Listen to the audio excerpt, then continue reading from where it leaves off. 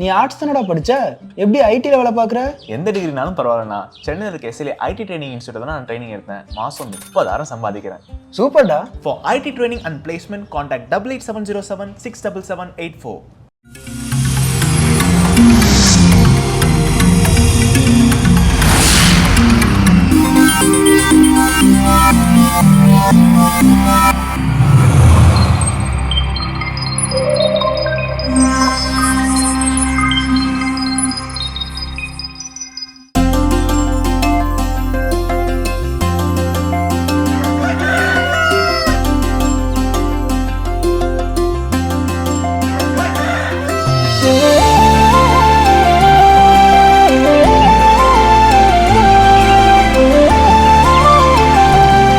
மாதா தொலைக்காட்சி அன்புள்ளங்கள் அனைவருக்கும் கடவுள் வணக்கம் நிகழ்ச்சியின் அன்பான வணக்கங்கள்.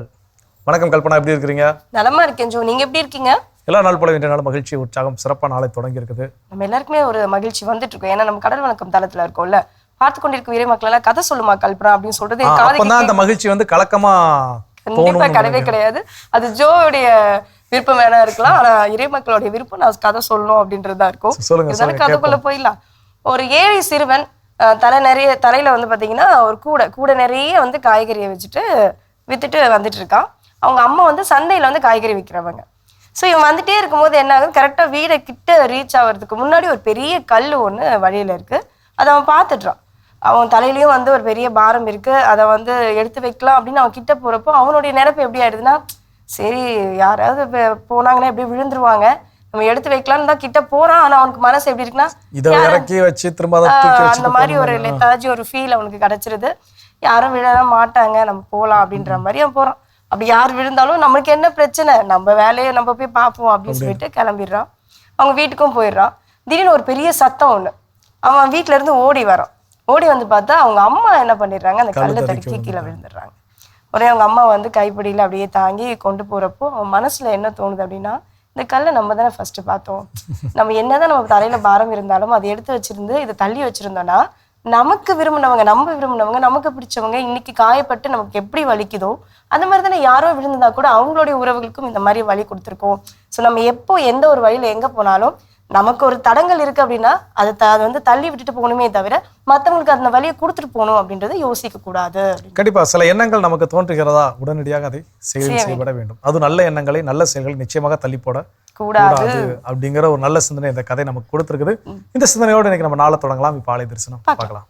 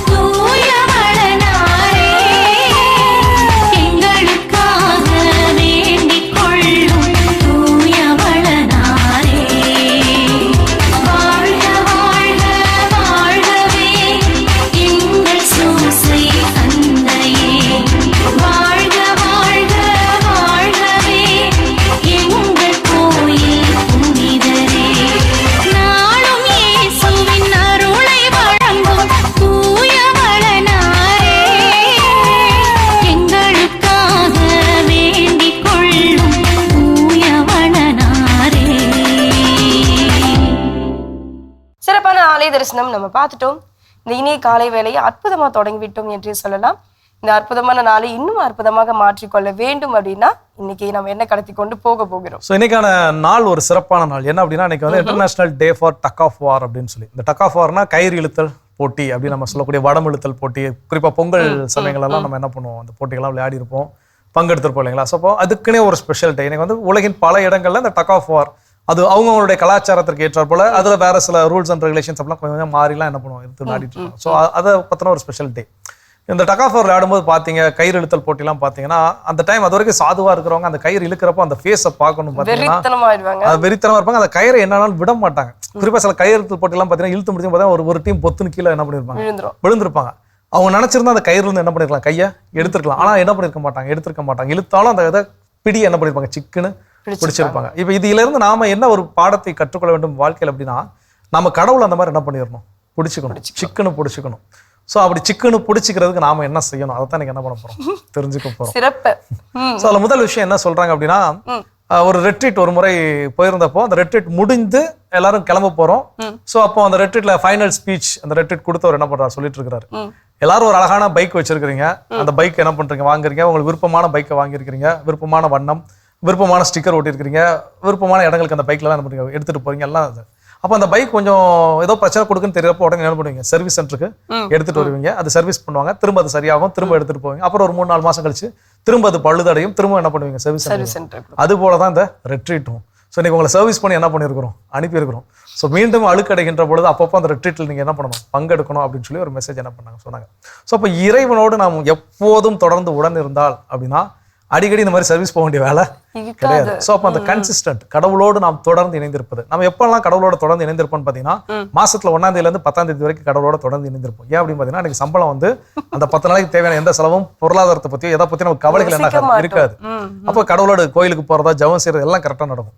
அந்த என்னைக்கு இந்த பொருளாதார சிக்கல் வருகிறதோ, என்னைக்கு இந்த கவலை வருகிறதோ, அன்னைக்கு பார்த்தீங்கன்னா யாரை கைவிடுவோம்னு பார்த்தீங்கன்னா நம்பிக்கையை கைவிட்டு கடவுள் என்ன பண்ணிடுவோம், கைவிட்டு விடுவோம். ஸோ அப்போ கன்சிஸ்டன்சி ரொம்ப ரொம்ப முக்கியம். ஸோ கடவுள் நான் சிக்குன்னு படிச்சுக்கணும் அப்படின்னா நான் கடவுள் கூட சிக்குன்னு இருக்கிற மாதிரி எப்போதும் தொடர்ந்து ஜெபிப்பது, தொடர்ந்து என்ன நிகழ்ந்தாலும் கடவுளுக்கு நன்றி சொல்வது அப்படிங்கிற மனநிலையில இருக்க வேண்டும். இன்னும் கடவுளை தொடர்ந்து அப்படியே பிடிச்சிட்டே இருக்கணும் அப்படின்னா நம்ம என்னென்ன செய்ய வேண்டும்ன்றதை தொடர்ந்து பேசுவோம். இப்ப அடுத்த பகுதி பார்க்கலாம்.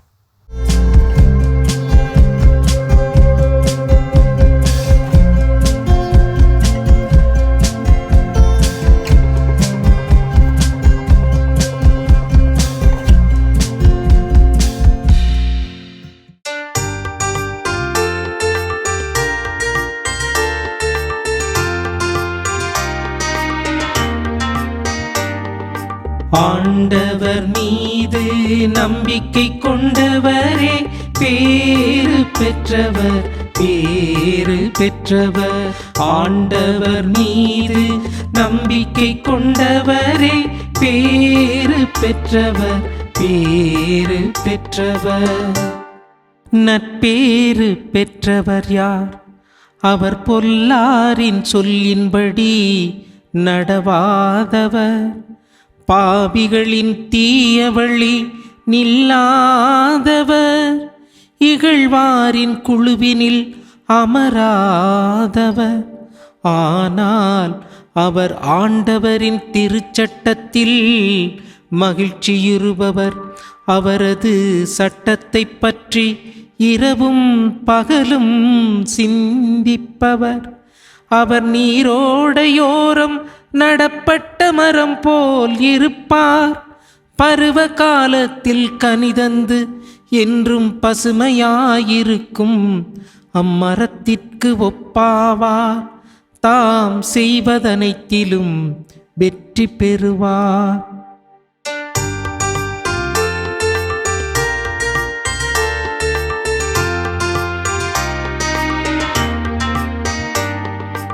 ஆண்டவர் மீது நம்பிக்கை கொண்டவரே பேறு பெற்றவர், பேறு பெற்றவர். ஆண்டவர் மீது நம்பிக்கை கொண்டவரே பேறு பெற்றவர், பேறு பெற்றவர். ஆனால் பொல்லார் அப்படியில்லை, அவர்கள் காற்று அடித்துச் செல்லும் பதரை போலாவர். நேர்மையாளரின் நெறியை ஆண்டவர் கருத்தில் கொள்வார்.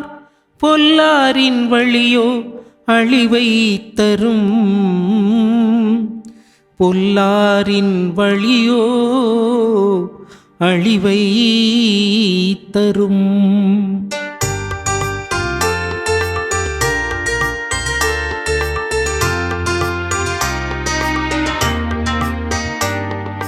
ஆண்டவர் மீது நம்பிக்கை கொண்டவரே பேறு பெற்றவர், பேறு பெற்றவர். ஆண்டவர் மீது நம்பிக்கை கொண்டவரே பேறு பெற்றவர், பேறு பெற்றவர். இயேசு கிறிஸ்துவில் பிரியமுள்ள சகோதர சகோதரிகளே, மாதா தொலைக்காட்சி நேயர்களே, உங்கள் அனைவருக்கும் என் இனிய காலை வணக்கம். நீங்க எல்லாரும் நல்லா இருக்கணும், ஆசீர்வாதமாக இருக்கணும்.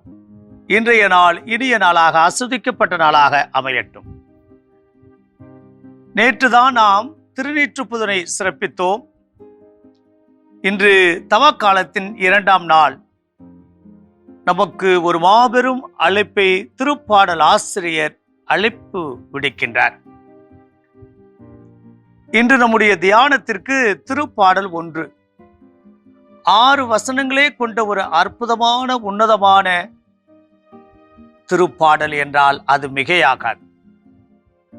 பிரியமானவர்களே, நாம் பேறு பெற்றவர்களாக, ஆசீர்வதிக்கப்பட்டவர்களாக வாழ வேண்டும் என்று திருப்பாடல் ஆசிரியர் இந்த தவக்காலத்தின் 2ஆம் நாள் நமக்கு ஒரு வேண்டுகோள் விடுக்கின்றார்.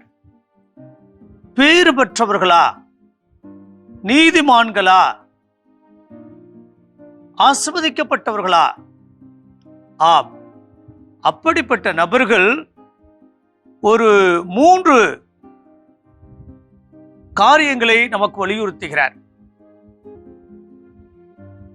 நிற்காதே, நடக்காதே, உட்காராதே. தீயோரிடம் இந்த 3 பழக்க வழக்கங்களையும் நீ வைத்துக் கொள்ளாதே. நீர் நீதிமானாக, உண்மையுள்ளவராக, கடவுளுக்கு கீழ்ப்படிந்த நபராக, இறை வார்த்தையை வாசித்து அதன்படி நடக்கக்கூடிய நபராக நீர் வாழ வேண்டும் என்று திருப்பாடல் ஆசிரியர் தவக்காலத்துல மீண்டும் நமக்கு நினைவூட்டுகிறார். பிரியமான சகோதர சொல்லே, நம்ம அன்றாட வாழ்க்கையில நிறைய நேரங்கள்ல நாம் மற்றவர்கள் சொல்வதையும், மற்றவர்கள் வழிகாட்டுவதையும், மற்றவர்களோடு உட்கார்ந்து பேசுவதையும் தவிர்த்து கொள்ள வேண்டும்.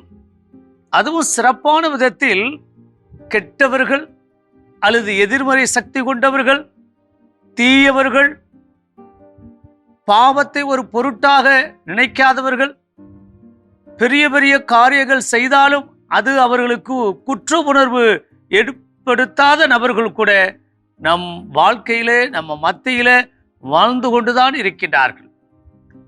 அவர்களோடு உன்னுடைய உறவை முறித்துக்கொள், உன்னுடைய பழக்க வழக்கத்தை நிறுத்திக்கொள்.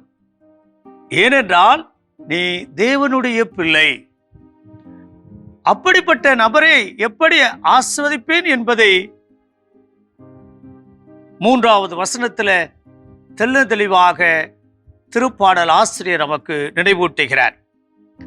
அவர் நீரோடையோரம் நடப்பட்ட மரம் போல் இருப்பார், பருவ காலத்தில் கனிதந்து என்றும் பசுமையாயிருக்கும் அம்மரத்திற்கு ஒப்பாவர் என்று கூறுகிறார். பிரியமான சகோதர சகோதரே, ஆண்டவருக்கு பிரியமான, ஆண்டவருக்கு உகந்த நபர்களாக வாழ்கின்ற போது தக்க காலத்துல நாம் கனி தரக்கூடிய மரத்தை போலவும், அதுவும் நீரோடை ஓரம் நடப்பட்ட மரத்தை போல பசுமையாகவும், எப்போதும் எல்லா விதமான ஆசீர்வாதங்களை பெற்றவர்களாக மட்டுமே வாழ முடியும். ஆகையால் இந்த தவக்காலத்துல 2ஆம் நாளிலே நம்மை நாமே புதுப்பித்துக் கொள்வோம். யாரோடு உட்கார்ந்து உறவாடக்கூடாதோ, அப்படிப்பட்ட அந்த எதிர்மறை சக்திகள் அல்லது தீயதையே நினைக்கக்கூடிய, தீயதையே பேசக்கூடிய, எப்போது பார்த்தாலும் விளங்காது, உருப்படாது, தேராது, மோசம், நேரம் சரியில்லை, அல்லது இப்போது கிரகம் சரியில்லை, டைம் சரியில்லை என்று பேசக்கூடிய நபர்களோடு தேவனுடைய பிள்ளையாய் இருக்கக்கூடிய நாம் ஒவ்வொருவரும் இன்னும் விழிப்பாய் இருக்க வேண்டும், இன்னும் கவனத்தோடு இருக்க வேண்டும். அப்படிப்பட்ட உறவு நமக்கு தேவையில்லை. எப்போதும் நம்மை வளர்த்து இருக்கக்கூடிய பாசிட்டிவான எண்ணங்கள் கொண்ட மக்களோடு நாம் பழக வேண்டும், பேச வேண்டும், நடக்க வேண்டும், உட்கார்ந்து பேச வேண்டும் என்பதை திருப்பாடல் ஆசிரியர் நமக்கு கூறுகிறார். பிரியமான சகோதர சகோதரிகளே, இந்த கெட்டவர்கள் எப்படி இருப்பார்கள், அவர்களுக்கு என்ன தண்டனை கிடைக்கும், அவர்களுக்கு எப்படிப்பட்ட அழிவு கிடைக்கும் என்பதை 5வது 6வது வசனத்துல தெளிவாக திருப்பாடல் ஆசிரியர் கூறுகிறார். அவர்கள் பதுர போல, அதாவது ஒன்றுக்கும் ஆகாத ஒரு நபர்களைப் போல அவர்கள் மாறிவிடுவார்கள். அவர்கள் குறுக்கு வழியில் சம்பாதிக்கலாம், வட்டிக்கு விட்டு சம்பாதிக்கலாம், அல்லது வேறு விதத்துல வாழலாம். ஆனால் அத்தனையும் ஒரு நாள் மாறி போய்விடும், அத்தனையும் மறைந்து போய்விடும். ஆகையால் நீ என்னுடைய பிள்ளை, நீ இன்னும் வளம் பெற்ற அந்த நீரோடையில் நடப்பட்ட அந்த மரத்தை போல நீ எப்போதும் கனிதர வேண்டும். அதுவும் குறித்த காலத்தில் நீ கனிதர வேண்டும். அப்படிப்பட்ட வாழ்வு வாழ வேண்டும். அதற்கு என்னுடைய சிந்தனையில, என்னுடைய நினைப்பில் நீ வாழ வேண்டும் என்று திருப்பாடல் ஆசிரியர் நமக்கு அழைப்பு விடுக்கின்றார். ஆம் பிரியமான சகோதர சொல்லி, இன்றைய நாளில் நாம் அப்படிப்பட்ட ஆசீர்வதிக்கப்பட்ட பிள்ளைகளாக வாழ நாம் இணைந்து ஜெபிப்போமா? பரலோக தந்தை இறைவா, இந்த தப காலத்திற்காக கொடான கொடி நன்றி செலுத்துகிறோம். இந்த தப காலத்துல நாங்க யாரோடு நடக்கணும், யாரோடு நிற்கணும், யாரோடு உட்கார்ந்து பேசணும் என்பதை திருப்பாடல் ஆசிரியர் வழியாக நீர் எங்களுக்கு கற்பித்திருக்கின்றீர். ஒருபோதும் தீய சக்திகளோடும் தீய எண்ணம் கொண்டவர்களோடும் பழகாது, பேசாது, உறவு கொள்ளாது, உம்மை மட்டும் பற்றி கொண்டு வாழ கிருபை தரும்படி எங்கள் ஆண்டவராகிய இயேசு கிறிஸ்துவின் நாமத்தில் ஜெபிக்கின்றோம் நல்ல பிதாவே, ஆமேன். அருமையான தினம் ஒரு திருப்பாடல் பகுதி பார்த்துட்டோம். இன்னைக்கான திருப்பாடலும் கேட்டாச்சு. அதோட நம்ம இன்னைக்கு பேசிட்டு இருக்கிறோம் கடவுள் வணக்கம் நிகழ்ச்சியில கடவுளை நாம் இறுக்கமாக சிக்கன பற்றி கொள்ள நாம் செய்ய வேண்டிய செயல்கள். அடுத்ததா என்ன? ஜபம் அப்படின்றது ஒரு பெரிய வெப்பன் நம்ம கையில இருக்கு அப்படின்னா, ரொம்ப பவர்ஃபுல்லான ஒரு வெப்பன் இருக்கு அப்படின்னா நம்மளுடைய ஜபம் அப்படின்றது தான். அது யாராலுமே மறுக்க முடியாத ஒரு உண்மை இல்லையா? ஸோ அப்படிப்பட்ட அந்த ஜபத்தை நம்ம தினந்தோறும் ஜெபிக்கும் பொழுது கடவுளை இறுக பற்றி கொள்ளலாம். அது நாம அவரை பற்றி கொள்கிறோமோ இல்லையோ, நாம ஜெபிக்கின்ற பொழுது அவர் நிச்சயமா நம்மளை இறுக பற்றி கொள்வார். அதான் சொல்றாரு, மூளை சாதிக்காததை முழங்கால் சாதித்து காட்டும். அந்த நம்பிக்கை விட்டுறக்கூடாது. சிறப்பு இன்னும் போல வேற விஷயம் இருக்குங்கிறத தொடர்ந்து பேசுவோம்.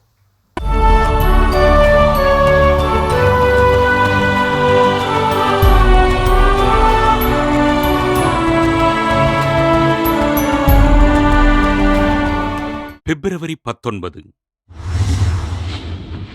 புனித பர்பாதோஸ். இத்தாலி நாட்டில் பெனவந்தோ பகுதியில் கிபி 610ஆம் ஆண்டு பிறந்தார் பர்பாதோஸ். இறைபக்தியில் சிறந்து விளங்கிய இவர் குருவாக விருப்பம் கொண்டு தம் இளம் வயதில் குருத்துவ பயிற்சி பெற்று மார்க்கோனாவில் குருவாக அருட்பொழிவு பெற்றார். கருத்துச் சரிந்த மறையுரையினால் மக்களின் மனங்களில் ஆண்டவரை குடியேற்றினார். மூட நம்பிக்கையிலும் குருட்டு பக்தியிலும் வாழ்ந்த மக்களை ஆவியிலும் உண்மையிலும் வழிபடச் செய்தார். கிபி 663ஆம் ஆண்டு மார்ச் 10ஆம் நாள் பெனவந்தோ நகரில் ஆயராக திருநிலைப்படுத்தப்பட்டார். கிபி 680ஆம் ஆண்டு திருத்தந்தை ஆகத்தோ கூட்டிய பொதுச்சங்கத்திற்கு உதவியாக இருந்து பணிகளைச் செய்தார். கிபி 681ஆம் ஆண்டு கான்ஸ்டாண்டின் நோபிள் நாட்டில் நடைபெற்ற 3வது பொதுச்சங்கத்தில் மூட நம்பிக்கைக்கு எதிராக பேசினார். கிபி 682 ஆண்டு பிப்ரவரி 19 நாள் தன் 72வது வயதில் உடல் நோயினால் துன்புற்று விண்ணகம் அடைந்தார். பர்பாதூஸ் கல்லறையில் புதுமைகள் நிகழ திரு அவை இவரை புனிதராக உயர்த்தி மறைபணிகளை செய்பவர்களுக்கு பாதுகாவலராக அறிவித்தது. புனித பர்பாதூஸ் திருவிழாவினை கொண்டாடுகிற நாம் உலகின் பல்வேறு நாடுகளில் மறைபணிகளை செய்கின்ற பணியாளர்களுக்காக ஜெபிப்போம். சிறப்பான பகுதி இன்றைய புனிதர் நம்ம பார்த்துட்டோம். அடுத்ததாக நம்ம இறைவனை இறுக பற்றி கொள்ள வேண்டும் என்றால் நாம் என்ன செய்ய வேண்டும்? ஸோ அடுத்ததான் என்ன அப்படின்னா, நம்ம திருப்பலிகள் நேரங்களில் இந்த பாவ மன்னிப்பு வழிபாடு அப்போ என் பாவமே என் பாவமே என் பெரும்பாவமே அப்படின்னு நம்ம சொல்றப்ப அதுக்கு முன்னாடி சொல்லக்கூடிய விஷயம் பார்த்தீங்கன்னா, நான் என் சிந்தனையாலும் சொல்லாலும் செயலாலும் கடமையில் தவறியதாலும். அதுல முதல் விஷயம் என்ன வருதுன்னு பார்த்தீங்கன்னா சிந்தனையாலும். ஸோ அப்போ ஃபர்ஸ்ட் தப்பு எங்க நடக்குதுன்னு பார்த்தீங்கன்னா நம்முடைய எண்ணங்கள்ல தான் வருது. ஏதோ ஒரு பொருளை நம்ம கீழே கிடக்குது, ஒரு பெரிய ஒரு 1000 ரூபா 2000 ரூபா தாள் ஒரு கெட்டு அப்படியே நம்மளுக்கு கீழே கிடக்குது. அதை நாம எடுத்து செய்யக்கூடிய தவறு ஃபர்ஸ்ட் எங்க நடக்கும்? நம்ம சிந்தனையில தான் ஃபர்ஸ்ட் தவறு என்ன பண்ணணும். யாரும் பாக்குறாங்களா பார்க்கலாம், நம்ம என்ன பண்ணலாம், எடுத்து வச்சுக்கலாம். ஸோ அப்போ சிந்தனையில தான் முதல் தவறு நடக்கின்றது. அப்போ அந்த சிந்தனையில் தெளிவு ரொம்ப ரொம்ப முக்கியம். நம்முடைய சிந்தனை, என்னுடைய மனம் எதை எண்ணுகிறது அப்படிங்கிறது, நீங்க எந்த தவறு செய்து நம்ம செஞ்சிருந்தாலும் சரி, அதை கொஞ்சம் ரீகால் பண்ணி இது எங்க தொடங்குச்சுன்னு பாத்தீங்கன்னா அது ஒரு சிந்தனையில தான் என்ன பண்ணிருக்கோம், தொடங்கி இருக்கும். அப்ப அந்த எண்ணம் எழுகின்ற பொழுதே அதை நம்ம நிறுத்திட்டோம். ஒரு இன்டர்வியூக்கு ஒருத்தன் போயிருக்கிறான், கேள்வி கேட்டிருக்காங்க, அந்த ஆஃபீஸ் நீங்க வரும்போது தீப்பிடிச்சு எரியுது, ஒரு கற்பனை பண்ணிக்கோங்க, என்ன பண்ணுவீங்கன்னா கற்பனை செய்யறது என்ன பண்ணிடுவேன். அப்போ என்னோட எண்ணங்கள்ல இப்படி தவறான கண்ணோட்டங்கள் வருகிறது, தவறான எண்ணங்கள் உதிக்கிறதுங்கிறப்ப அங்கேயே அதுக்கு முற்றுப்புள்ளி வச்சுட்டோம் அப்படின்னா அது செயல் வடிவம் பெறாது, அதுக்கு அடுத்த நிலைக்கு என்ன பண்ணாது, போகாது. அப்போ இறைவனோடு நெருங்கி செல்வதற்கு, இறைவனை நான் சிக்கன பற்றி கொள்வதற்கு என்னோட எண்ணங்கள் ஓட்டங்கள் என்னதான் நான் எண்ணுகிறேன், எதையெல்லாம் நான் சிந்திக்கிறேன், அதுல ரொம்ப ரொம்ப கவனத்தோடு கான்சென்ட்ரேட்டடா ஒரு போலீஸ் மானிட்டர் பண்ண மாதிரி என்ன பண்ணணும். இன்னும் இறைவனோடு நெருங்கி செல்வதற்கு நாம் என்ன செய்ய வேண்டும் என்பதை பற்றி தொடர்ந்து பேசலாம். இப்ப அடுத்த பகுதி பார்க்கலாம்.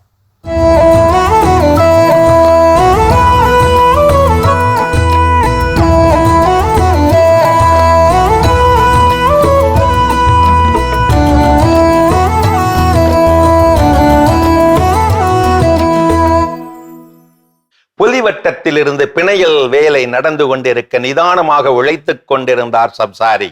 திடீரென்று மெல்லிய ஊழை காற்று வீசத் தொடங்க தூறல் போட்ட மழை மெல்ல மெல்ல கொட்ட ஆரம்பித்தது.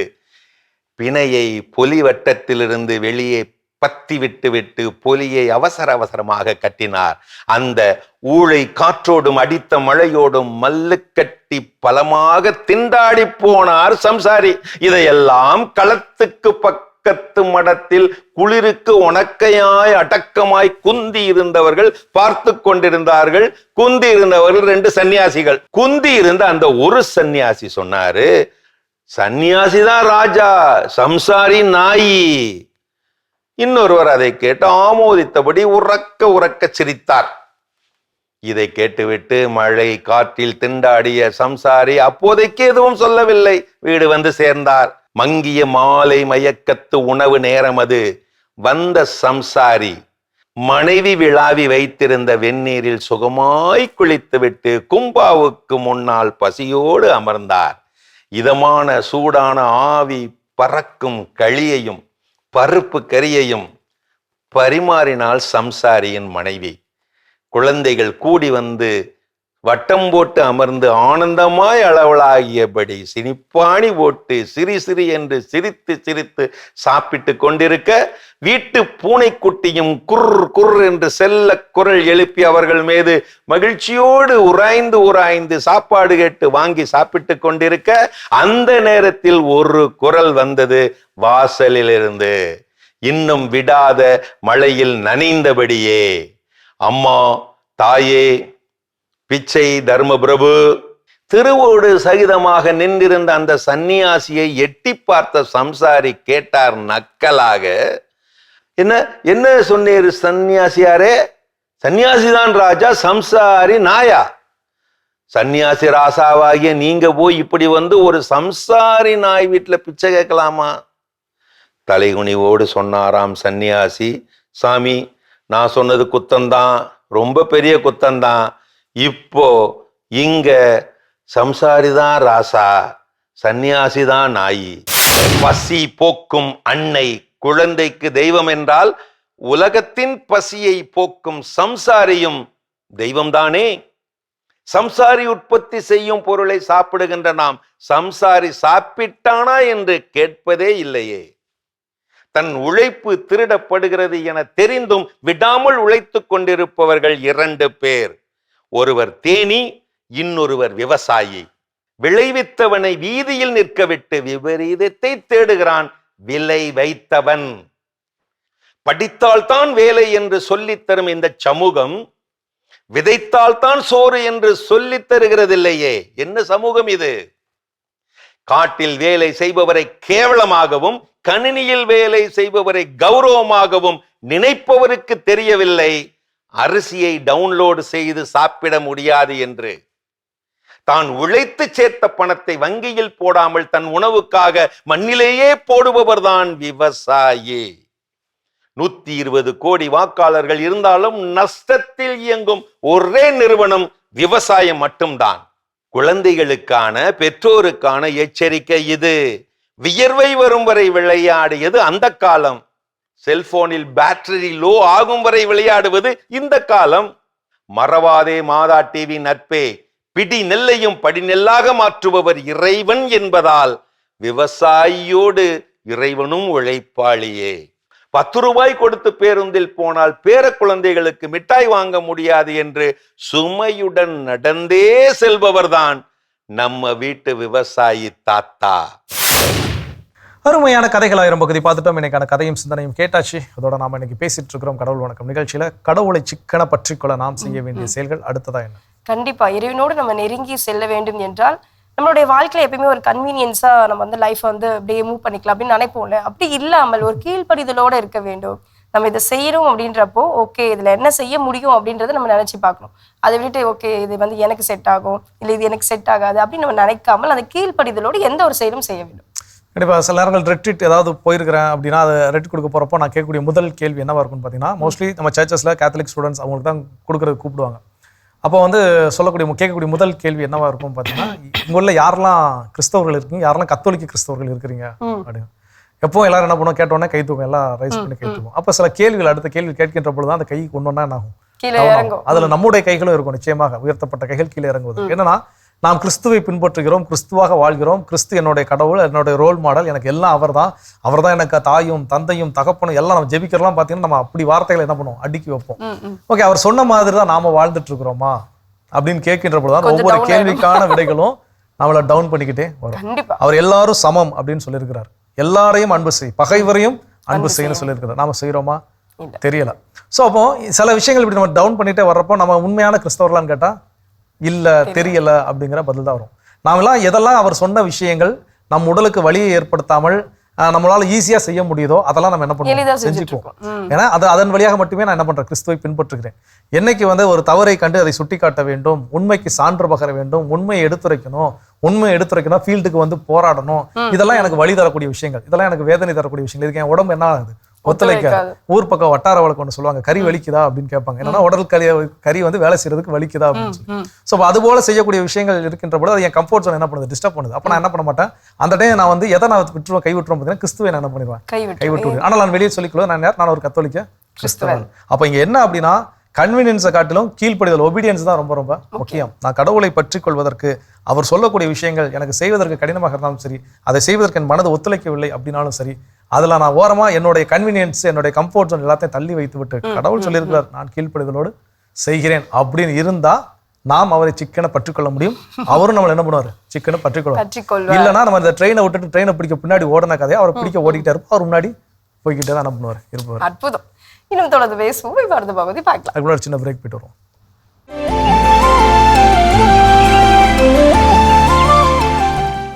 நிகழ்ச்சிக்குள் உங்களை மீண்டும் அன்புடன் வரவேற்கின்றோம். நீங்கள் பார்த்து கொண்டிருப்பது மாதா தொலைக்காட்சியின் கடவுள் வணக்கம். ஸோ சிறப்பான நாளில் பேசிட்டு இருக்கிறோம். கல்பனா, கடவுளை நெருங்கி செல்ல சிக்கனை பற்றிக்கொள்ள நாம் செய்ய வேண்டிய செயல்கள் அடுத்தது என்ன சொல்றாங்க? கண்டிப்பா நம்ம வந்து சுத்தி எப்பவுமே ஒரு பாசிட்டிவ் பீப்புள் இருந்தா நம்மளோட லைஃப் சூப்பரா இருக்கும்னு சொல்லுவோம். அந்த மாதிரி இறைவனை வந்து நம்ம பற்றிக்கொள்ள வேண்டும் அப்படின்னா நம்மளை சுற்றி இறைவனை வந்து எப்பொழுதுமே நினைத்து கொண்டிருக்கும் மக்களா அவங்கள வந்து நம்ம சுற்றி வைத்து கொண்டிருந்தோம் அப்படின்னா கண்டிப்பா நம்ம ஒரு கம்ஃபர்ட் ஜோன் ஒன்று இருக்கும் நம்மளுக்குள்ள. நம்மளுடைய ஜோனை தாண்டி நம்ம எங்கேயாவது ஒரு தவறான விஷயங்கள் இல்லை ஒரு தவறான காரியங்கள் செய்ய போறோம் அப்படின்னா அவங்க வந்து இழுத்து பிடிச்சிட்டு உட்கார வச்சிருவாங்க. இல்லை அந்த மாதிரி செய்யக்கூடாது, கடவுள் நம்ம கூட இருக்காரு, உன்னுடைய கஷ்டங்களை தீர்த்து வைப்பாரு அப்படின்ற அந்த வார்த்தைகளாலவே நம்மளை வந்து சரிப்படுத்துவாங்க.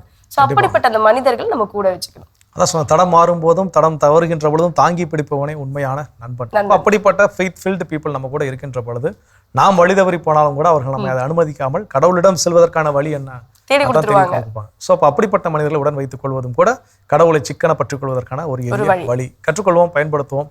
இன்னும் வேற அந்த விஷயம் தொடர்ந்து பேசுவோம்.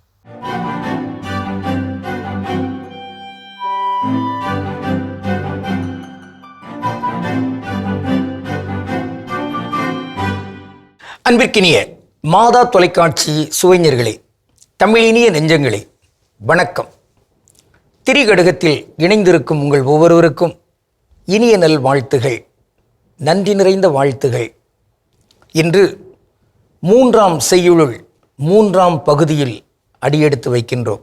கல்லார்க்கு இனாய் ஒழுகலும் கால் கொண்ட இல்லாளை கோலால் புடைத்தலும் இல்லம் சிறியாரை கொண்டு புகழும் இம்மூன்றும் அறியாமையால் வரும் கேடு. அறியாமையால் ஏற்படும் கேடு அவற்றுள் 3 இல்லம் சிறியாரை கொண்டு புகழ். சிற்றினம் அவர்கள் அருமையான குணங்களை கொண்டிராத சிறுமை தன்மை உடைய அந்த ஆளுமைகள். அவர்களை எவரேனும் வீட்டுக்குள் அழைத்து வந்தால் அது முறையாகாது. அது அறியாமையால் வரும் கேடு. ஒண்ட வந்த பிடாரி ஊர் பிடாரியை விரட்டிச்சான் அப்படிங்கிற ஒரு செய்தி உண்டு. எனவே இங்கு சூழ்ச்சியோடு கயமைத்தன்மையோடு இருக்கிற தீய எண்ணத்தோடு இருக்கிற ஒருவரை, அந்த சிற்றினம் என்று சொல்லப்படுகிற அவரை இங்கு நாம் நம் வீட்டிற்குள் அறியாமையினால் எடுத்து வந்தாலுமே கூட அந்த அறியாமையினால் கேடு ஏற்படும். வந்தாரை வாழ வைக்கும் தமிழினம், இதுதான் நம்முடைய பெருமை. இருப்பினும் அந்த பெருமைத்தன்மையை மிக தவறாக பயன்படுத்தி நம்மை அப்படியே குறுக்கி விட்டிருக்கிறார்கள். கைபர் போலன் கணவாய் வழியாக நுழைந்த ஆரிய இனம் அவர்கள் இங்கு நுழைந்தது என்பது இங்கு வந்து இந்த தமிழர்களுடைய இந்த பழம் தொல்குடி மக்களுடைய அந்த அருமையான பண்பு நலன்களை எல்லாம் பார்த்து அவர்கள் அதில் படித்து உயரவில்லை. அதை அப்படியே அவர்கள் தங்களுக்கு சாதகமாக்கி கொண்டு இங்கு இருக்கிற ஊரில் தொழில் பிரிவுகள், அந்த தொழில் பிரிவுகளை எல்லாம் ஜாதியாக மாற்றி அகமண முறையை கொண்டு வந்து அப்படி பிரித்து பிளவு உண்டாக்கி அவர்கள் ஊர் 2 பட்டால் கூத்தாடி கொண்டாட்டம் என்பது போன்று அவர்கள் வாழ்ந்தார்கள். எனவே அப்படிப்பட்ட கயவர்கள் தீயவர்கள் வீட்டுக்குள் வந்தாலும் சரி நாட்டுக்குள் வந்தாலும் சரி அது கேடுதான். எனவே இங்கு ஏதோ அறியாமையினால் அப்படியே வீட்டுக்குள் எவரையும் நாங்கள் அழைக்கிறோம் என்பது அல்ல. அதில் விழிப்பு வேண்டும்.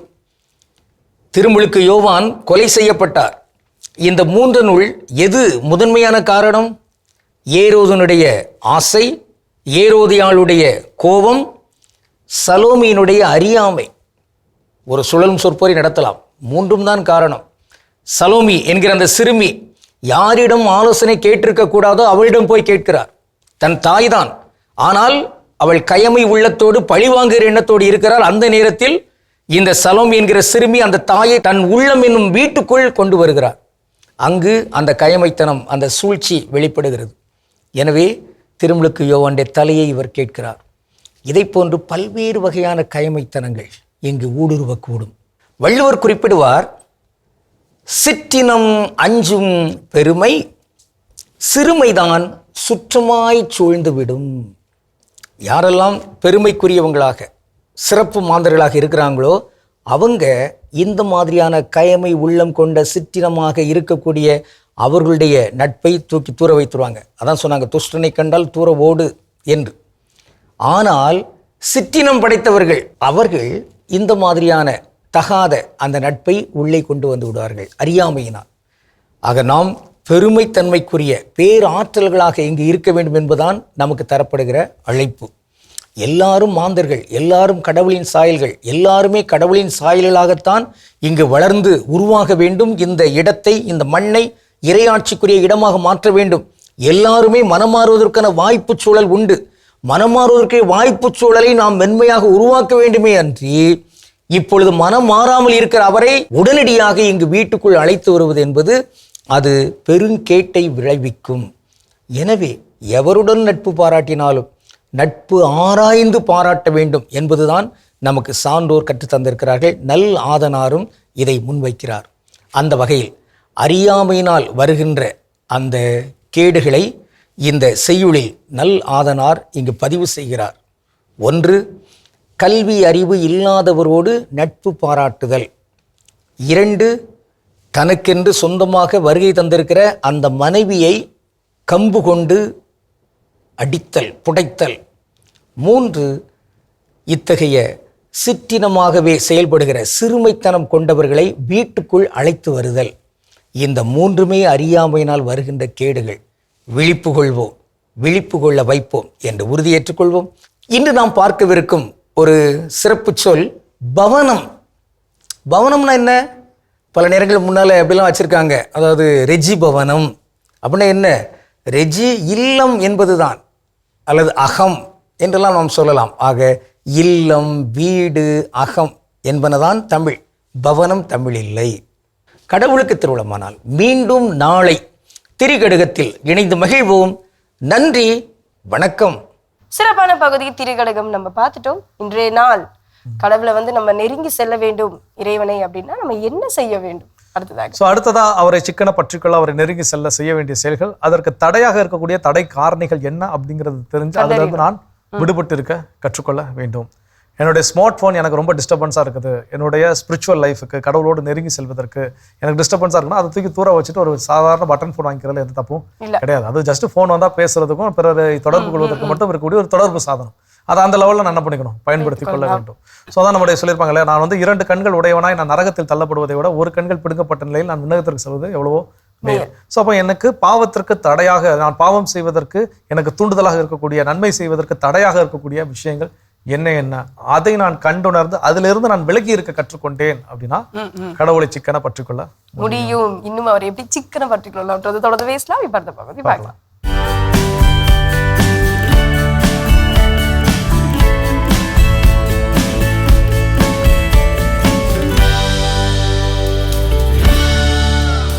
வெளியில் சென்று விளையாட மறுக்கும் குழந்தைகள், எப்போதும் மொபைலில் மூழ்கி கிடக்கும் மாணவர்கள், கோபத்தில் கொந்தளிக்கும் பெற்றோர்கள், நம் குழந்தைகள் எப்போதும் ஆன்லைன் கேமில் மூழ்கியிருக்கிறார்களா? ஆன்லைன் கேமில் புதைந்து கிடக்கும் ஆச்சரியங்கள் என்னென்ன? உளவியல் பாதிப்புகளுக்கும் பண மோசடிகளுக்கும் ஆன்லைன் கேம் வழிவகுக்கிறதா?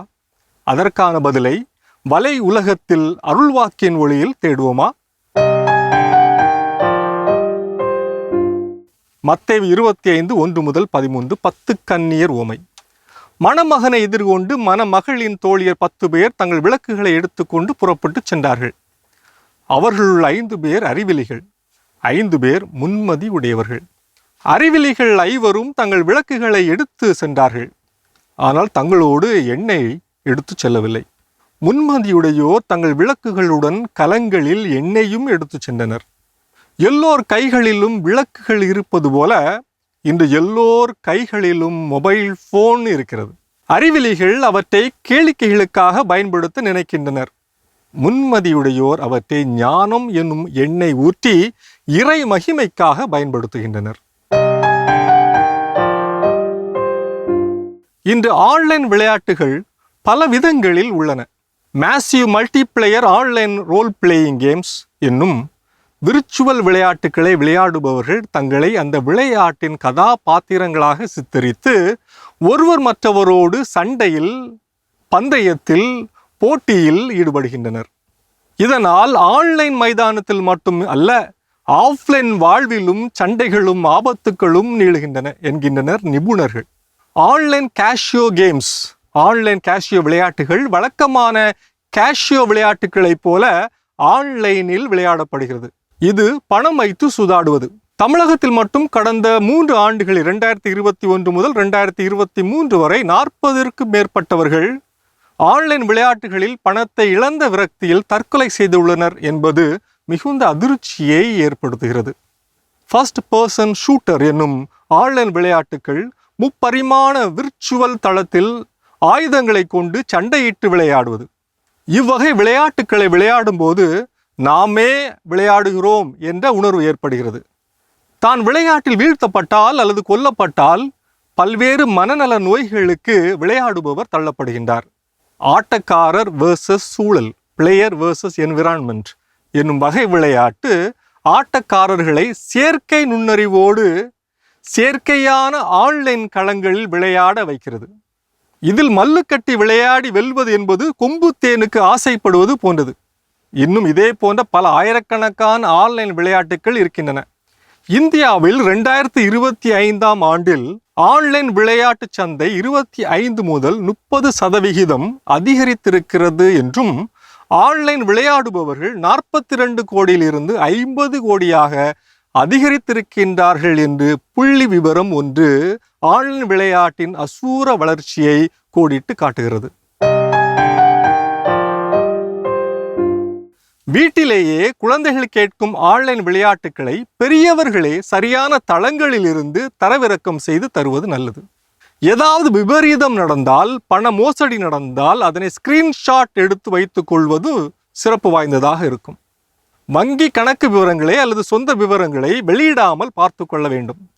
ஆன்லைன் நேரத்தை மேலாண்மை செய்யவும் குழந்தைகள் நண்பர்களோடு மைதானங்களில் விளையாடும் பழக்கத்தையும் பெற்றோர்கள் உருவாக்க வேண்டும். வீட்டு தோட்ட வேலைகளில் அவர்களை, குறிப்பாக குழந்தைகளை பழக்கப்படுத்தவும் பெற்றோர்கள் முன் வர வேண்டும். இத்தகைய விளையாட்டு விபரீதங்களிலிருந்து நம்மையும் நம் பிள்ளைகளையும் பாதுகாப்பது நம் அனைவருடைய கடமை. பல மணி நேர விரயம், ஒரே இடத்தில் பல மணி நேரம் அசைவில்லாமல் இருப்பது, தூக்கமின்மை, மன அழுத்தம், மனப்பிறழ்வு, பண மோசடி, சைபர் அடக்குமுறை, அந்தரங்க தரவுகள் களவாடப்படுதல், கொந்துதல் அதாவது ஹேக்கிங், வைரஸ் தாக்குதல், தனிமை உணர்வு, உடல் பருமன் போன்றவைகளுக்கு ஆன்லைன் விளையாட்டுகளும் காரணமாய் இருக்கின்றன. வேடிக்கையாய் தோன்றும் விளையாட்டுகளில் விபரீதங்கள் கொட்டி கிடக்கின்றன. எனவே பெற்றோருக்கு விழிப்புணர்வும் பிள்ளைகளுக்கு சுய கட்டுப்பாடும் தேவை. இது வலையுலகம் 360 டிகிரி டிஜிட்டல் உலகிற்கான உங்கள் அகராதி. சிறப்பான வலையுலகம் 360 பகுதி பார்த்தாச்சு. அதோட நம்ம இன்னைக்கு பேசிட்டு இருக்கிறோம், கடவுளை சிக்கன பற்றிக்கொள்ள நாம் செய்ய வேண்டிய செயல்கள். அடுத்ததா என்ன? நன்றி உணர்வு, கிராட்டிடியூட். இது நம்மளுடைய வாழ்க்கையில ஒரு அங்கமாவே இருந்தாலும் ரொம்ப சந்தோஷம் தான். ஸோ அப்படிப்பட்ட அந்த நன்றி உணர்வோடு இறைவனை நம்ம சந்திக்கும் போதும் இல்லை அவரை அனுசரிக்கிறப்போவும் அவர் கூட நெருங்கி செல்வதற்காக ஒரு பெரிய வழியா இது அமையும். நன்றி உணர்வுனா என்னப்பா அப்படின்னு எல்லாருக்குள்ள ஒரு கேள்வி இருக்கும்ல. அதாவது நன்றி உணர்வு, நம்ம இருக்கக்கூடிய விஷயத்திற்கு கடவுள் எனக்கு இதை கொடுத்துருக்கிறாரு, நான் சந்தோஷமா இருக்கேன், அவ்வளவுதான் அந்த நன்றி உணர்வு. அது வேற பெரிய விஷயம்லாம் கிடையாது. ரோண்டா பிரைன் அப்படிங்கிறவங்களுடைய தி பவர் அப்படிங்கிற புத்தகத்தில் நம்முடைய விவிலியத்தில் இருக்கக்கூடிய ஒரு விஷயத்தை மேற்கோள் காட்டியிருப்பாங்க. என்ன அப்படின்னா, விவிலியத்தில் ஒரு வார்த்தை, இறை வார்த்தை உண்டு, உள்ளவருக்கு மேலும் கொடுக்கப்படும், இல்லாதவரிடமிருந்து உள்ளதும் எடுக்கப்படும் அப்படின்னு சொல்லி. இதை மேலோட்டமா பாக்குறப்போ என்னப்பா இது நியாயமா இருக்குது, இயேசு கிறிஸ்து என்ன நியாயமா சொல்லியிருக்கிறாரு, இருக்கிறவனுக்கு நிறைய கொடுப்பேன்னு சொல்றாரு, இல்லாதவன்ட்டு இருந்து இருக்கிறதையும் குடிக்குவேன்னு சொல்றாரு, எந்த விதத்துல இது நியாயமா இருக்கும் அப்படின்னு சொல்லி. அப்ப அந்த புத்தகத்துல இதுல நீங்க இந்த ஒரு வார்த்தையை சேர்த்து படிச்சு பாருங்களேன் அப்படின்னு சொல்லி அதுல கொடுக்கப்பட்டிருக்கக்கூடிய வார்த்தை நன்றி உணர்வு. நன்றி உணர்வு உள்ளவருக்கு மேலும் கொடுக்கப்படும், நன்றி உணர்வு இல்லாதவரிடமிருந்து உள்ளதும் மேலும் எடுக்கப்படும். அப்ப இப்ப பாத்தீங்கன்னா அந்த சென்டென்ஸ் ஒரு மீனிங்ஃபுல். அப்போ இந்த நன்றி உணர்வு ரொம்ப ரொம்ப முக்கியம். கடவுள் எதெல்லாம் எனக்கு கொடுத்துருக்காரு, அப்ப அதை நான் நினைச்சு பார்த்து அது எனக்கு கொடுத்துருக்காரு, அதை வச்சு நான் வாழ தொடங்கிட்டால் அதுதான் நன்றி உணர்வின் வெளிப்பாடு. நம்ம பல நேரங்களில் இருக்கிறத வச்சு நம்ம என்ன பண்றது, மகிழ்ச்சி அடைவதே கிடையாது. அதான் சொல்லுவாங்க, கையில் இருக்கும் கலாக்காயை விட மரத்தில் இருக்கும் பலாக்காயை விட கையில் இருக்கும் கலாக்காயே சிறந்தது. இதெல்லாம் சின்ன வயசுல படிச்ச பழமொழிகள், அவ்வளவுதான். ஸோ அப்போ இந்த மாதிரியான விஷயங்கள், நன்றி உணர்வோடு இருக்கக்கூடிய விஷயங்கள் நம் வாழ்வில் மேலும் மேலும் நலமடை செய்யும். அது இறைவனை சிக்கன பற்றுக்கொள்ள உதவியாக இருக்கும். இன்னும் என்னென்ன இருக்கும்ன்றது தொடர்ந்து பேசலாமே. அடுத்த பகுதி பார்க்கலாம்.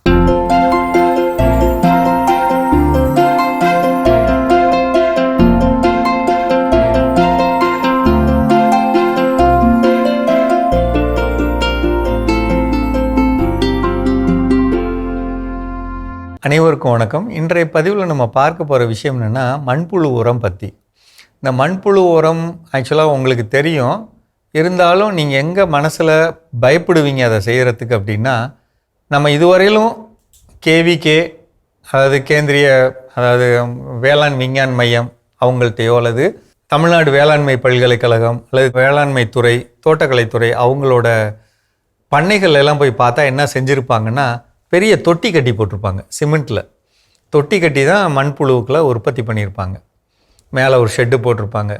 இந்த மாதிரியான காசு உங்கள்கிட்ட இல்லாமல் இருக்கலாம். இந்த ஷெட்டு போடுறது, உள்ள கட்டடம் கட்டுறது, இதை யார் பார்த்துக்கிறது, அப்படிலாம் ஒரு வருத்தம் இருக்கலாம். ஆனால் அதையெல்லாம் விட இந்த மண்புழு உரம் எவ்வளோ முக்கியமானது அப்படின்னு சொன்னால், மண்ணுக்கு தேவைப்படக்கூடிய கால்சியம் சத்து, இரும்பு சத்து உள்ளடக்கிய தழைச்சத்து, மணிச்சத்து, சாம்பல் சத்தும் அனைத்து நுண்ணூட்டங்களும் வச்சுருக்கக்கூடிய ஒரு முக்கியமான பொருள் மண்புழு உரம். இதை நீங்கள் உங்கள் தோட்டத்திலேயே தயார் பண்ணலாம். உங்கள்கிட்ட மாடு இருக்கும் பட்சத்தில். நான் ஏற்கனவே உரக்குழி மேலாண்மையை பற்றி சொன்னேன். பொதுவாக ஒரு 10 அடி நீளம், 3 அடி அகலம் இருக்கிற மாதிரி, ஒரு 2 அடி உயரம் இருக்கிற மாதிரி உங்களுடைய சாணத்தை போடலாம்.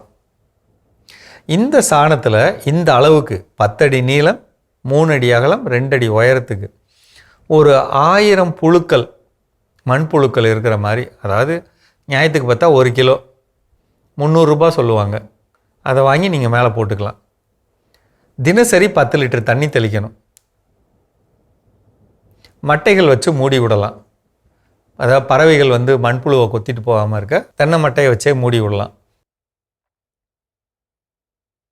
தண்ணி மட்டும் தெளிச்சுக்கணும். எந்த சாணங்களை சேர்க்கக்கூடாதுன்னா, மாட்டு சாணத்தை தவிர வேறு எந்த சாணத்தையும் சேர்க்கக்கூடாது. ஆட்டு உரம், பன்னி எரு, குதிரையோடது, அப்படி வேறு எதையும் சேர்க்கக்கூடாது. இதை கோழி எரு இதெல்லாம் சேர்க்கக்கூடாது. இதை மட்டும் வச்சுக்கணும். இதை மட்டும் வைக்கிறப்ப உங்களுக்கு குறைந்தபட்சம் அந்த இதோட தன்மை பொறுத்து 30 அல்லது 30 நாட்கள் அப்படின்னு வச்சுக்கோங்க.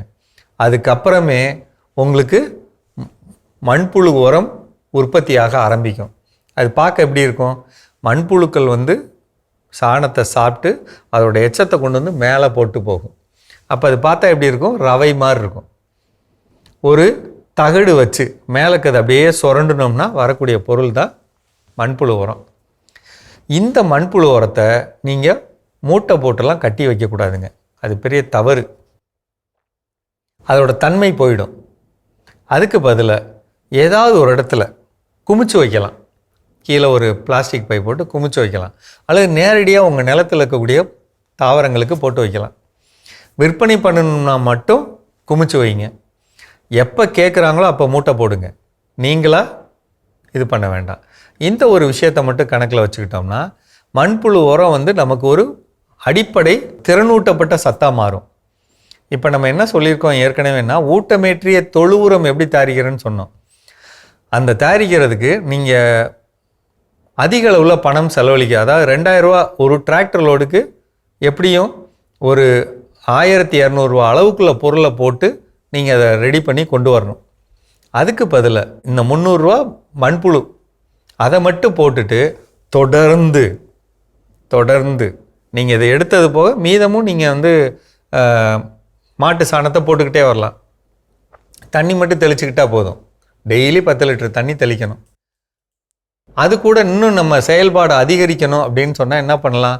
வாரத்துக்கு ஒரு முறை 1 கிலோ நாட்டு சர்க்கரை மட்டும் கலந்து போட்டுக்கிட்டோம்னா இன்னும் அதோட செயல்பாடு ரொம்ப அதிகமாக இருக்குங்க. பெருக்கம் அதிகமாகும்.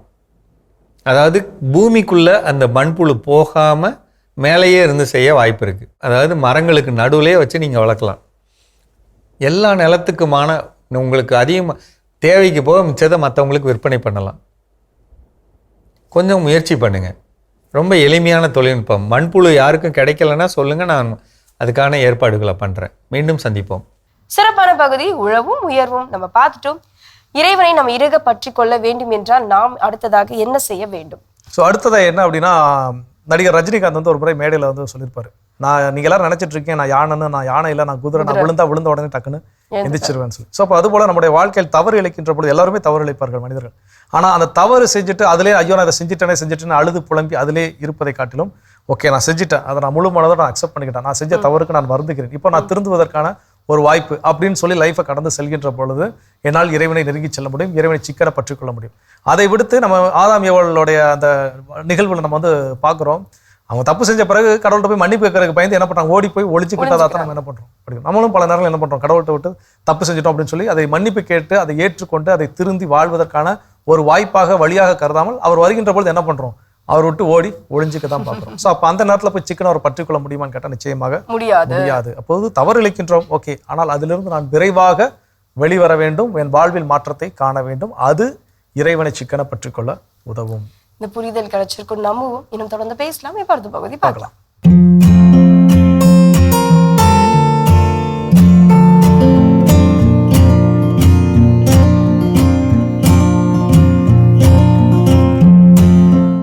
அன்பான மாதா தொலைக்காட்சி நேயர்களுக்கு வணக்கம். இந்த நிகழ்ச்சியில நம்ம ஆண் பெண் இருபாலருக்கும் இன்ஃபெர்டிலிட்டி ப்ராப்ளம் அதை பத்தி பார்க்கலாம். இப்ப காமனா எல்லாருக்கும் இருக்கு.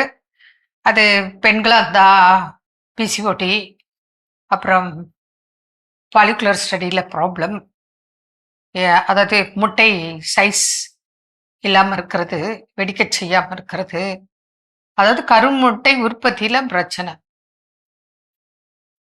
ஆண்கள்னா ஸ்பெர்ம் கவுண்ட்ல பிரச்சனை, மொட்டிலிட்டி எண்ணிக்கையில பிரச்சனை, நகரும் தன்மை, இதுல பிரச்சனை. இப்போ உதாரணத்துக்கு சில பேஷண்ட்டை நான் உங்களுக்கு சொல்றேன். ஒரு ஹஸ்பண்ட் அண்ட் ஒய்ஃப், சென்னை பல்லாவரத்தை சேர்ந்தவங்க. அவங்களுக்கு 2 ஆண்டுகளாக கவுண்ட்ல பிரச்சனை. 2 ஆண்டுகளா ட்ரீட்மெண்ட் எடுத்திருக்காங்க, நோ இம்ப்ரூவ்மெண்ட்ஸ். அப்போ இங்கே வந்தாங்க, ரிப்போர்ட் வச்சிருக்கேன். உடனே பார்த்துட்டு நான் சொன்னேன், இதெல்லாம் ஒன்றும் பெரிய இஷ்யூ இல்லை, கவுண்ட் கம்மி அவ்வளோதான். ஆனால் இருக்கானா இருக்கு, தேவையான அளவு இல்லை. அதுக்கு இம்ப்ரூவ் பண்ணுறதுக்கு தான் உங்களுக்கு ட்ரீட்மெண்ட் டயட் கொடுக்கணும். சரி, உடனே அதுக்கு வேண்டியான மெடிசன்ஸ், ஒரு set of medicines every month கொடுக்குறேன், நீங்கள் வாங்க. அநேகமாக ஒரு 4-5 மந்த்ஸில் உங்களுக்கு தேவையான அளவு நல்ல ரிசல்ட் கிடைக்கும். ஃபர்ஸ்ட் மந்த்தே உங்களுக்கு ஃபிசிக்கலாக சாட்டிஸ்ஃபை ஆகிடுவீங்க, மென்டலாகவும் ரிலீஃப் கிடைக்கும் அப்படின்னு சொன்னேன். கொடுத்தோம், டயட்டும் சொன்னோம். அதுக்கப்புறம் அவங்க எல்லாம் கரெக்டாக ஃபாலோ பண்ணிட்டு இருந்தாங்க. ஃபர்ஸ்ட் மந்த்தே வந்தார், என்னப்பா அப்படின்னு, எல்லாம் ஓகே, நீங்கள் கொடுங்க, நல்ல திருப்தியாக இருக்கு அப்படின்னு சொன்னார். ஸோ அதுக்கப்புறம் அப்படியே கண்டினியூ பண்ணிச்சு. 5th மந்த்து முடிச்சு செக்அப் பண்ணோம். அவருக்கு ஸ்பெர்ம் கவுண்ட்டு என்ன தேவையோ, எவ்வளோ இருக்கணுமோ அதை விட பெட்டராக நல்ல ரிசல்ட் வந்துருச்சு. அதுக்கப்புறம் அந்த பெண்ணு கொஞ்சம் ஒபிசிட்டி, சைட் பை சைட் அவளுக்கும் நம்ம ட்ரீட்மெண்ட் கொடுத்து அவங்களும் அதுக்குள்ளே வெயிட் குறைச்சி அவங்களுக்கும் கன்சீவ் ஆகிறதுக்கு ஜென்ரல் ட்ரீட்மெண்ட் கொடுத்தது. ஏன்னா அவங்களுக்கு எல்லாம் ஒரு ப்ராப்ளம் இல்லை, வெயிட்டு தான், ஒபிசிட்டி தான் ப்ராப்ளம். பீரியட்லேயோ ஓவலேஷன்லேயோ எந்த ப்ராப்ளம் இல்லை. ஏன்னா பாலிகுலர் ஸ்டடியில் பார்க்கும்போது நல்லா இருந்துச்சு. ஸோ ட்ரீட்மெண்ட் கொடுத்தோம். அழகான ஒரு பெண் குழந்தை. அதுக்கப்புறம் வேற பேஷண்ட்டு, அவங்க கடலூர் மாவட்டம், கடலூர் டிஸ்ட்ரிக்ட், 32 வயசு. எங்கே போனாலும் அவனுக்கு குழந்தை பிறக்காது. அவங்க ஏன் அப்படி சொல்லியிருக்காங்க அப்படின்னு சொன்னா, ஒன்று வந்து பிசிஓடி, 2வது ஒபிசிட்டி, 3வது டிப்ரெஷன். அந்த பொண்ணுக்கு இவ்வளோ ப்ராப்ளம். இதில் பார்த்து பார்த்து டாக்டர்ஸு வெக்ஸ் ஆகி உனக்கு வாய்ப்பெல்லாம் இல்லைம்மா அப்படின்னு சொல்லிட்டு இருக்கிறாங்க. ஆனால் பேரண்ட்ஸ்க்கு ரொம்ப மன வருத்தம்.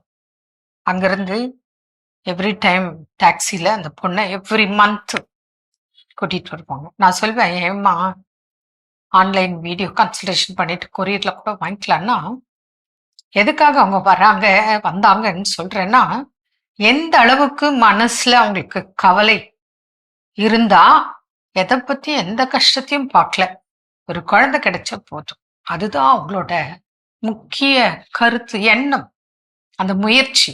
அவங்க ஹஸ்பண்டும் வருவார் அந்த பொண்ணுக்கு, அந்த பொண்ணும் வரும், பொண்ணோட அப்பா அம்மா வருவாங்க, 4 பேர் வருவாங்க. ஹஸ்பண்ட் ஒன்றுமே பேச மாட்டார், சைலண்டாக இருப்பார். ஏன்னா அவருக்கு எந்த ப்ராப்ளம் இல்லை, கூட கூட்டிகிட்டு வர்றார். ஆனால் பேரண்ட்ஸ் தான் எப்பவும் அழுப்பாங்க. நான் சொல்லி ஒன்றும் இல்லைப்பா, சரியாயிட்டோம். அப்புறம் பிசிஓடியை சரி பண்ணி அதுக்கப்புறம் வெயிட்டை குறைச்சி டிப்ரெஷனுக்கும் ட்ரீட்மெண்ட் கொடுத்து அவங்களுக்கு ஒரு பாண்டிச்சேரியில் உள்ள ஒரு பெரிய ஹாஸ்பிட்டலில் ஒரு பெண் குழந்தை ஃபஸ்ட்டு, அதுக்கப்புறம் ஒரு ஆண் குழந்தை செகண்ட். இது அதுக்கப்புறம் வெள்ளூர் பக்கத்தில் ஆரணின்னு ஒரு ஊர், அந்த ஊரில் ஒரு நர்ஸ், அவங்க ஸ்டாஃப் நர்ஸ், ஒபிசிட்டி, பிசிஓடி, ஹஸ்பண்ட்க்கு கவுண்ட் கம்மி, 2 பேருக்குமே பிரச்சனை. ஆனால் ஹஸ்பண்ட் வர ஷை. ஆனால் இவங்க நர்ஸாக இருக்காங்க, எவ்வளோ பேஷண்ட்டாக பார்ப்பாங்க டெய்லி. ஸோ போல்டா ஹஸ்பண்ட் ரிப்போர்ட் எடுத்துட்டு, இது வரைக்கும் அவங்க ஹஸ்பண்டையும் நான் பார்த்ததில்ல. பார்க்காம தான் ட்ரீட்மெண்ட் கொடுத்தேன். ரிப்போர்ட் இருக்கு, சரி ஓகே. அவங்க சொல்றாங்க ரிப்போர்ட் இருக்கு, பார்த்தோம். அதனால அந்த அம்மாக்கு பிசிஓடி சரியாகவும், ஒபிசிட்டி குறைக்கவும், இர்ரெகுலர் பீரியட்ஸை சரி பண்ணிட்டு, அவங்க ஹஸ்பண்ட்க்கு கவுண்ட் இன்க்ரீஸ் ஆகுறதுக்கு வேண்டியான ட்ரீட்மெண்ட் கொடுத்தோம். அவங்களுக்கு எல்லாம் சரியாகி இப்போ அவங்களுக்கு 2 குழந்தைகள் இருக்கு. ஃபர்ஸ்ட் பெண் குழந்தை, செகண்ட் ஆண் குழந்தை, 2 குழந்தைகள் இருக்கு. அதனால எதுக்காக இவ்வளோ உங்களுக்கு சொல்றோம் அப்படின்னா, நம்பிக்கை வேணும், பொறுமை வேணும், கடைபிடிக்கும் தன்மை வேணும். இதுல எதுவுமே இல்லைன்னாலும் பிரச்சனை. புரியுதுங்களா? அடுத்தது இங்க சென்னை சேர்ந்த ஒரு பேஷண்ட்டு, அவங்களுக்கு எவ்வளோ ஹெல்த் இஷ்யூ, 1 2 இல்லை. ஒரு பக்கம் வீசிங், காஃப், அதனால 2 minutes ஒன்ஸ் ரெஸ்ட் ரூம் போயிட்டு வந்துட்டே இருப்பாங்க. ஏன்னா காஃப் வந்தா யூரின் போகும். அந்த மாதிரி பேச முடியாது, கேஸ்ட்ரைட்டிஸ், அதுக்கப்புறம் பிசிஓடி, இர்ரெகுலர் பீரியட், இவ்வளோ ப்ராப்ளம். பிசிஓடிக்கு ஃபர்ஸ்ட் டைம் வந்து அவங்க சர்ஜரி பண்ணி அடுத்த 1 monthலேயே அவங்களுக்கு திருப்பி பிசிஓடி வந்துருச்சு. நான் சொன்னேன், இப்போ ரொம்ப சைஸ் பெருசா இருக்கு, பெட் ரெஸ்ட்ல இருங்க. முன்ன ஆப்ரேஷன் பண்ணது இப்போ திருப்பி வந்துட்டு இருக்குது. ஸோ இனி ஆப்ரேஷன் பக்கம் போகக்கூடாதுன்னா நீங்க ரெஸ்ட் எடுக்கணும், பெட் ரெஸ்ட் எடுங்க, அப்பதான் உங்களுக்கு க்யூர் பண்ண முடியும் சொல்லி ட்ரீட்மெண்ட் கொடுத்து, அதுக்கப்புறம் எல்லா ப்ராப்ளம் சால்வ்டு. அவங்களுக்கு ஒரு அழகான ஆண் குழந்தை. நானே அவங்களுக்கு இங்க டி நகர்ல டாக்டர் கிட்ட கூட்டு போய் டெலிவரி வரைக்கும் பார்த்து, நார்மல் டெலிவரி, ஒரு பையன் ஒரு பொண்ணு. புரியுதுங்களா? கூட இருந்து பார்த்தேன். ஏன்னா அவங்களுக்கு அம்மா பேஷண்ட், அவங்களோட அம்மா பேஷண்ட், கூட ஹெல்ப் பண்ண முடியாது. அதனால நானே கூட இருந்து, ஏன்னா அவ்வளோ பழகிட்டோம். அவங்களோட குறை நிறையாகணும், அவங்களுக்கு சந்தோஷம்னா நமக்கு சந்தோஷம். அதனால இங்கதான் டி நகர்ல ஒரு நல்ல ஹாஸ்பிட்டலை கூட்டு போய் அட்மிட் பண்ணி, மேக்சிமம் அந்த ஹாஸ்பிட்டல எனக்கு தெரிஞ்சு நான் கூட்டிட்டு போனவங்க எல்லாருக்கும் நார்மல் டெலிவரி. தவிர்க்க முடியாத சூழல்ல தான் அவங்க சிசேரியன் பண்ணுவாங்க, அதர்வைஸ் மேக்சிமம் நார்மல் டெலிவரி. அந்த மாதிரி அவங்களுக்கு நார்மல் டெலிவரி ஆகி இன்னைக்கு ரொம்ப நல்லா இருக்காங்க. அதனால இந்த மாதிரி பிரச்சனை உள்ளவர்கள் இருந்தால், லேட்டா வேற திருமணம் ஆகுது, அதனால லேட் பண்ணாதீங்க. இம்மிடியட்டா தொடர்பு கொண்டு அதுக்கு வேண்டியான சிகிச்சைகளை கடைபிடிங்கள். மீண்டும் நாளை சந்திப்போம். நன்றி. அன்னை மரியே வாழ்க. அருமையான நம்ம ஒரு இதே பகுதி பார்த்துட்டோம். நிகழ்ச்சியோட நிறைவுக்கும் வந்தாச்சு. இன்னைக்கு நாள் நம்ம பேசிட்டு இருக்கிற மகிழ்ச்சியோட கடவுளை சிக்கனை பற்றிக்கொள்ள, நெருங்கி செல்ல நாம் செய்ய வேண்டிய செயல்கள் ஃபைனலா என்ன? நம்மளுடைய வாழ்க்கையில, இந்த உலகத்துல நம்ம எல்லாருக்குமே ஹீரோ, நம்ம எல்லாருக்குமே ஒரு ஸ்டார் அப்படின்னு யாருன்னு பார்த்தா நம்மளுடைய ஒன் அண்ட் ஒன்லி நம்மளுடைய காட் தான், இறைவன் தான். ஸோ அப்படிப்பட்டவர் அவர் மட்டும்தான், நம்முடைய இந்த எல்லா அன்புக்கும் உரியவர் அவர் மட்டும்தான் அப்படின்ற நம்பிக்கை இருந்தால் போதும். நம்ம செய்யற ஒவ்வொரு காரியங்களையுமே கடவுள் நம்ம கூட இருப்பாரு, நாமும் அவர் கூட இருப்போம். கண்டிப்பா கடவுளை அன்பு செய்து, கடவுளை அன்பு செய்கிறேன் அப்படி நான் இப்போ வந்து என்னுடைய அப்பா அம்மா எனக்கு பிடிச்சிருக்குது, என் அப்பா அம்மாவை நான் அன்பு செய்கிறேன் அப்படின்னு நான் சொல்கிறேன் அப்படின்னா, அப்போ அவங்க காட்டின வழிமுறைகளை, அவர்கள் காட்டின வாழ்க்கை முறையை நான் என்ன பண்ணிருக்கணும்? வாழணும். அதுதான் நான் அவருடைய அன்பு செய்வதனுடைய உண்மையான ஒரு வெளிப்பாடு. நான் வந்து அன்பு செய்கிறேன்னு சொல்லிட்டு அவங்க கற்றுக் கொடுத்ததுக்கு மாறா நான் வாழ்ந்துகிட்டு இருக்கிறேன் அப்படின்னா அது அன்பினுடைய வெளிப்பாடும் இல்லை, அந்த அன்பு உண்மையான அன்பும் கிடையாது. அப்போ நான் இறைவனை அன்பு செய்கிறேன், எல்லாவற்றிற்கும் மேலாக நான் இறைவனை அன்பு செய்கிறேன் அப்படின்னா எனக்கு அவர் தான் ஒன் அண்ட் ஒன்லி, அவர் தான் ஃபர்ஸ்ட். அந்த ப்ரையாரிட்டியில், அந்த ப்ரையாரிட்டி லிஸ்ட்டில் ஃபர்ஸ்ட் மாறவே மாறாது. அப்போ அப்படி இருக்கின்ற பொழுது அவர் கற்றுக் கொடுத்த வாழ்க்கை முறையை, அவர் காட்டிய வழியில் பயணிப்பது, அதுதான் அந்த அன்பின் வெளிப்பாடை. தவிர நம்ம சும்மா வாய் அளவில் நான் இயேசு கிறிஸ்துவை நம்புறேன், விசுவாசப்படுறோமா, நான் சொல்ற மாதிரி தான் எல்லாத்தையும் நம்புறேன்னு சொல்லிட்டு உண்மையான நம்பிக்கையில் நம்ம சொல்றோமா இல்லை வெறும் கடமைக்காக நம்ம சொல்றோமானே நமக்கு என்ன பண்றது? அதை நான் உண்மையாக உணர்ந்து சொல்லி அந்த இறைவனோடு பயணிக்கின்ற பொழுது இறைவனோடு எப்பொழுதும் நம்மால் உடன் இருக்க முடியும், அவரை சிக்கனை பற்றிக்கொள்ளவும் முடியும். சிறப்பான நாள், சிறப்பான சிந்தனை. இந்த சிந்தனை கொடுத்த மகிழ்ச்சியோடு இன்னைக்கு யார் யார் திருமண நாள், பிறந்த நாள் கொண்டாடுறாங்க பார்க்கலாம்.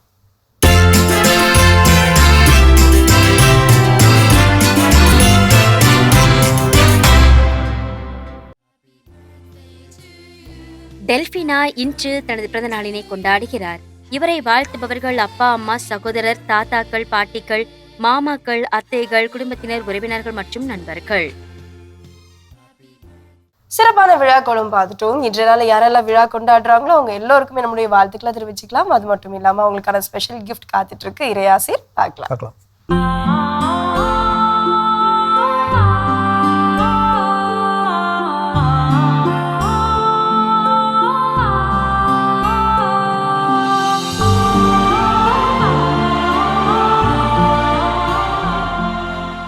மாதா தொலைக்காட்சி நண்பர்களே, உங்கள் அனைவருக்கும் வாழ்த்துக்கள். இன்று ஆண்டவர் நமக்கு என்ன கூறுகிறார் என்று விவிலிய வார்த்தையை கேட்போமா? திருப்பாடல் 121 வசனம் 8. நீ போகும்போதும் உள்ளே வரும்போதும் இப்போதும் எப்போதும் ஆண்டவர் உன்னை காத்திடுவார். நண்பர்களே, நம் ஆண்டவர் எப்போதும் நம்மோடு இருப்பவர். நாம் பயணங்கள் மேற்கொள்ளும் போதும், நாம் பல்வேறு இடங்களுக்கு செல்லும் போதும், பல்வேறு பணிகளுக்கு நாம் திட்டமிட்டு செயல்படும் போதும் ஆண்டவர் நம்மோடு இருப்பவர். அதனால்தான் பாருங்கள், திருப்பாடல் ஆசிரியர் எவ்வளவு அழகாக, நீ போகும்போதும் உள்ளே வரும்போதும் ஆண்டவர் இப்போதும் எப்போதும் உன்னோடு இருப்பார். விவிலியத்தில் நாம் அறிந்திருக்கின்ற யாவே ஆண்டவர், புதிய ஏற்பாட்டில் நாம் அறிந்திருக்கின்ற ஆண்டவர் இயேசு கிறிஸ்து, தூய ஆவியாகிய ஆண்டவர், இந்த 3 பேருமே எப்போதும் நம்மோடு இருப்பவர்கள், நம்மோடு செயல்படுகின்றவர்கள். அதனால் நம்மை எப்போதும் பாதுகாக்கின்றவர்கள். அதனால்தான் உன்னோடு அவர் இப்போதும் எப்போதும் இருப்பார் என்று மிக தைரியமாக இந்த திருப்பாடல் ஆசிரியர் குறிப்பிடுகின்றார். இன்று உங்கள் வாழ்க்கையிலும் கூட நீங்கள் போகும்போதும் வரும்போதும், நீங்கள் ஒவ்வொரு பணிகளை செய்யும் போதும் ஆண்டவர் உங்களோடு இருந்து உங்களை காப்பாற்றி உங்களுக்கு ஆசி வழங்குவாராக. எல்லாம் உள்ள இறைவன், தந்தை, மகன், தூய ஆவியார் உங்கள் அனைவருக்கும் ஆசி வழங்குவாராக. ஆமேன். மிகச்சிறப்பு. நம்ம அன்பாயரோட இறையாசிரியர் நம் அனைவருக்கும் நிறைவாக கிடைச்சிருக்குது. இந்த மகிழ்ச்சியோடு இன்றைய நாளில் நாம் கற்றுக்கொண்ட ஒரு சிறப்பான பாடம், கடவுளை நெருங்கி செல்ல, அவரை சிக்கன பற்றிக்கொள்ள நாம் செய்ய வேண்டிய செயல்கள் என்னென்ன அப்படிங்கிறது. இதை நிச்சயமாக நாம் வாழ்வாக்குகின்ற பொழுது நம்முடைய வாழ்வில் மிகப்பெரிய மாற்றங்களை நம்மால் உணர்ந்து கொள்ள முடியும். இறைவனுடைய உடனிருப்பை நம்மால் உணர முடியும். ஸோ அப்படிப்பட்ட நல்ல சிந்தனை கொடுத்த கடவுளுக்கு நன்றி சொல்லி இன்னைக்கு நம்ம நிகழ்ச்சி நிறைவு செய்தனால இனிதே தொடங்கலாம். அன்பானவர்களே, இறைவனிடம் சரணடைவோம், இன்பமாக வாழ்வோம், மகிழ்ந்திருப்போம் என்ற இந்த சினையோடு இன்றைய கடவுள் வணக்கம் நிகழ்ச்சியை நாங்கள் நிறைவு செய்கிறோம். இந்த நாள் இனிய நாளாக அமைய மாதா தொலைக்காட்சியின் வாழ்த்துக்களும் ஜெபங்களும். மீண்டும் உங்களை கடவுள் வணக்கம் நிகழ்ச்சியில் சந்திக்கும் வரை உங்களிடமிருந்து விடைபெறுகின்றோம். இயேசுவுக்கே புகழ், மரியே வாழ்க.